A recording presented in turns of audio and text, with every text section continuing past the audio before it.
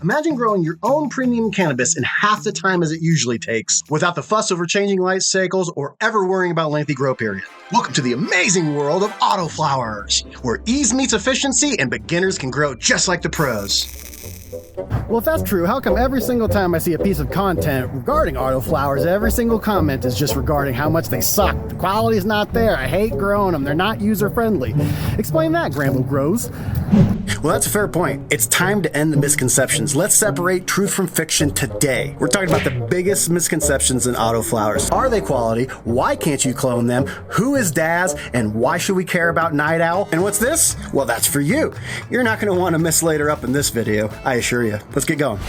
Okay, before we get too far into the waters of autoflowers, we should really start at the beginning and talk about their cousins, the photoperiod plant.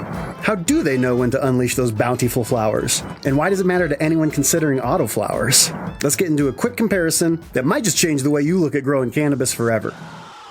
Hello, Grambo Grows homies around the world. I'm Grambo's friend Professor AJ iBsmokin. Let's talk about the difference between photo and auto plants. Photoperiod cannabis plants are named for their unique response to the photoperiod, which is the length of day and night. Their life cycle hinges on this delicate balance, dictating when they transition from vegetative growth to the flowering stage. During the vegetative stage, these plants thrive under long days of sunlight, focusing their energy on growing taller and stronger. But as the days shorten and nights grow longer, an internal clock signals a profound shift. This change in light triggers a hormonal response within the plant, initiating the flowering phase. Indoors, growers manipulate light schedules, mimicking the natural transition from summer to autumn, to induce flowering at just the right moment.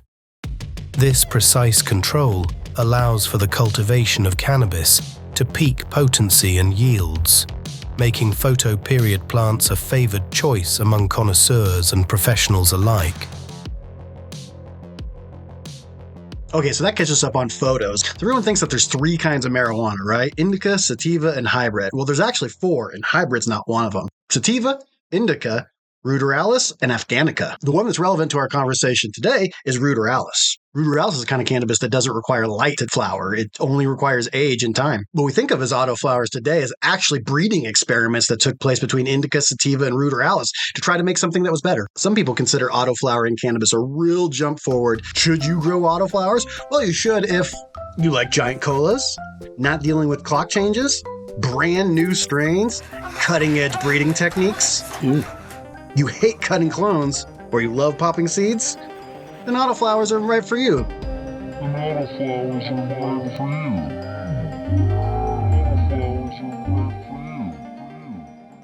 Remember when I first met Daz from Nightowl Seeds? It was on the Dude Grows show. He'd come on our Monday panel show with 420 Fast Buds. Immediately, I could tell this guy knew what he was talking about. He sent us a selection of stickers, catalogs, information, and most importantly, autoflower seeds that we could try out for ourselves. He wasn't hiding from it. He wanted you to pop it, see the quality was inside, and tell the world.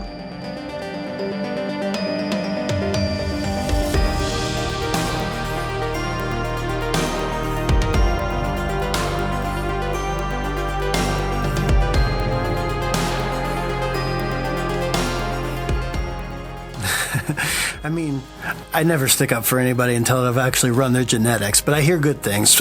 People in the know tell me that Daz is good people, and I believe him. He sounded like he knew what he was talking about, and when I hear smart people talk, I listen. So, for my first autoflower run ever, I decided to go with Daz, even a Grambo Grows shirt, which is available at grambo.shop if you're wanting. Grambo.shop, for all your Grambo shopping.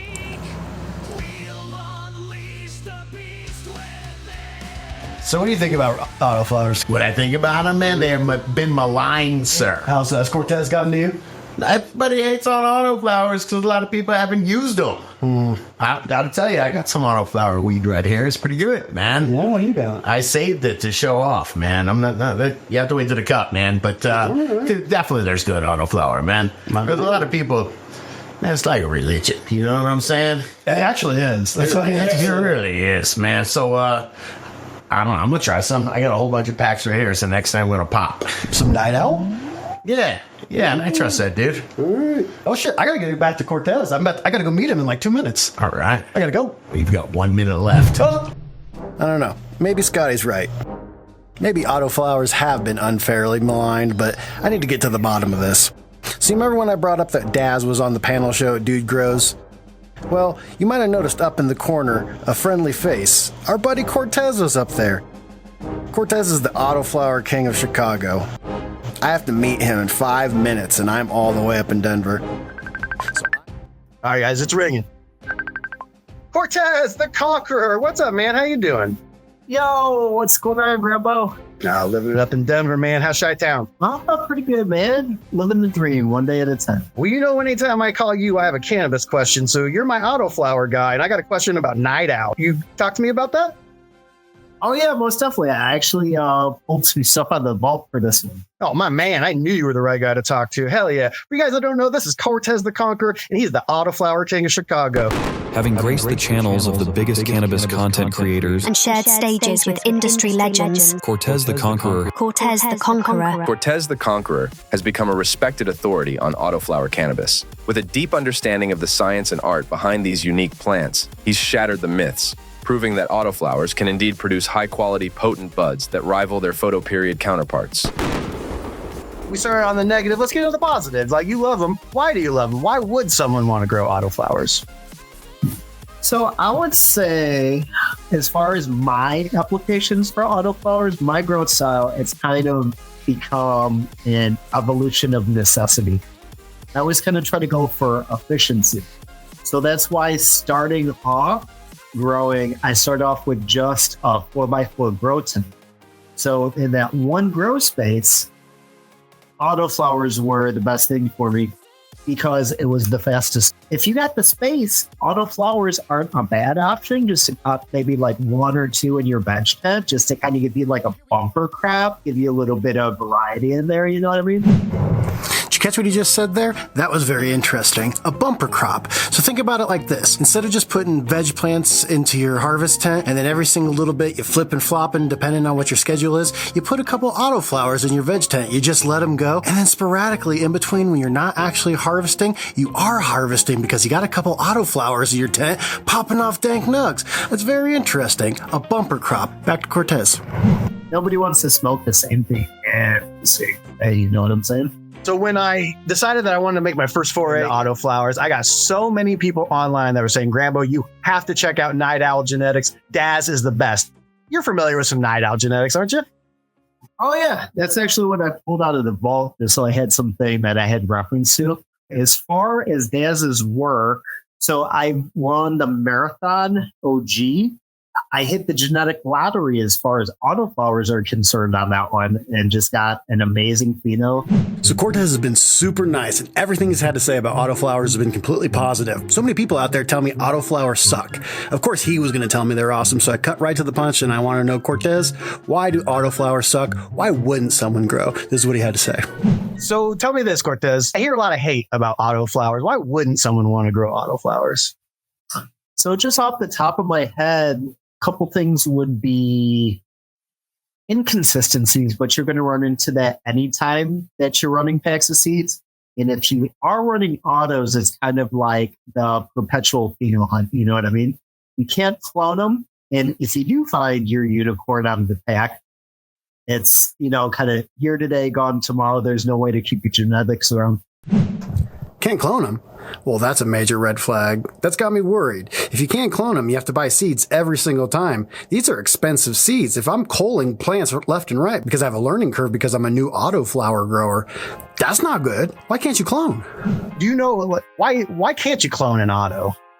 I would say more than anything, I guess, just to kind of put it into my own blue collar words, the juice isn't really worth the squeeze. You got to remember, in autoflower, once that seed germinates, it's on a stopwatch. So you can clone an auto. It will root. However, you're still at the race from when the seed is popped. So even, and then, you know what I mean? You got what it needs, 10, 14 days downtime. just to get it to root. And then, I don't know, at least my cloning methods, I do it in a dome. So then I kind of got to like harden them off, get them used to nothing in humidity and everything. Rasta Jeff told me one time that when you clone from a plant, it doesn't start its biological age over. So when you take that cut and you root it out and you think of it as a brand new plant, it's not. You didn't reset its age. If you took the plant cutting at 6 months of the plant's life cycle, it's still a 6 months old plant. It's still 6 months. And now let's say you take a cutting off of that 6 months later. How old is that cutting? It's a year. And so on and so on. So if you've been going clone from clone from clone, when you take a clone, that thing might be 30 years old. When it pops from a seed, its biological clock starts ticking. And no matter when you clone it, it just keeps going. That blew my mind. Clones are forever, dude. Clones are forever, dude. That's a quote I can live by for the rest of my life. Clones are forever, dude. Put that on a t-shirt. But with that, the final piece of the puzzle kind of fell into place. It made sense now. That's why you can't clone autoflowers. It's not necessarily because autoflowers are special. It's because all flowers are special. Photoperiod plants don't start over. Once that seed cracks, it starts going. So the only difference between photos and autos is that they don't require that photoperiod. They just go. So you can clone them, but all you're going to get is little autos. What are the things that like grow in autos? Like I always know when anytime I do anything, there's like the checklist people tell you that you're going to encounter. Right. And then there's always this like jazz that happens in the middle where it's like, no one told me that this was going to happen. I had to figure it out and now I have my own tips. You know, right? Like, what's the Cortez secret sauce? If you had anything about autoflowers, what are those little things no one will tell you, but only a grower would know? I try to keep things simple. So I would say with autoflowers, especially to start them off, because I don't know, for me at least, if something gets messed up within like the first 3 weeks, I'm calling it no love lost. Expect to cull some. Like, don't give it the benefit of the doubt because that's always the one that's going to firm or do something goofy, or it's just taking up space that could have been something way better.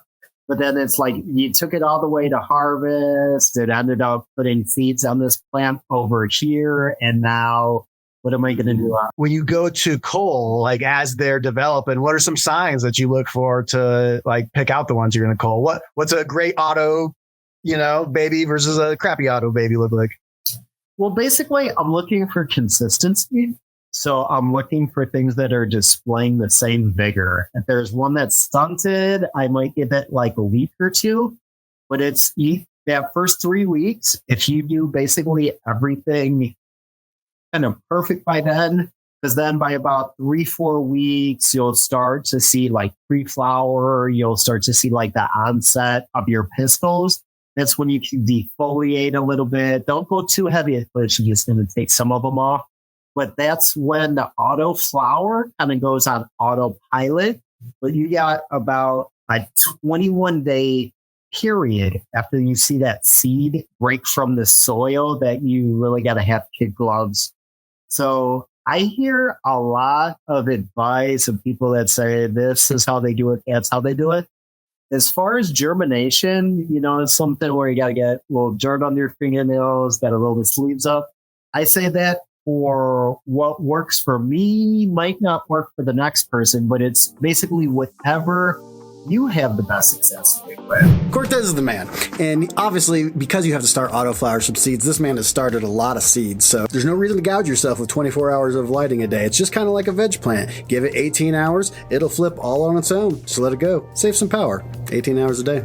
In the beginning, moderate feeding. You don't want to make these things go sideways. So start light, half newts, half strength, until you notice that the plant is starting to get hungry, then go full bore on her. Proper watering is key. Do not overwater these things. Do not underwater them. See, that's one of the problems that we're talking about. They're very, very finicky. You don't want to get these things going sideways in the beginning, so be careful when you're watering. Now, as far as training, you do not want to do any high stress training techniques. I love busting stems. I love knuckling them up. but you do not want to do that with autoflowers. And probably the biggest thing that Cortez taught me is once the seed cracks and the taproot comes out, be very, very cautious of what you do with that thing. You want to make sure that when you're selecting a pot size, taller is bigger than wider. You don't want it to go down and hit the bottom too early. That will cue it, and that's going to mess everything up. Well, that was amazing, Cortez. Literally, you gave me everything I needed and more. I think all of the Grambo Grows fam out there is going to be better at making autoflowers than they were yesterday, thanks to Cortez the Conqueror. So thanks, man.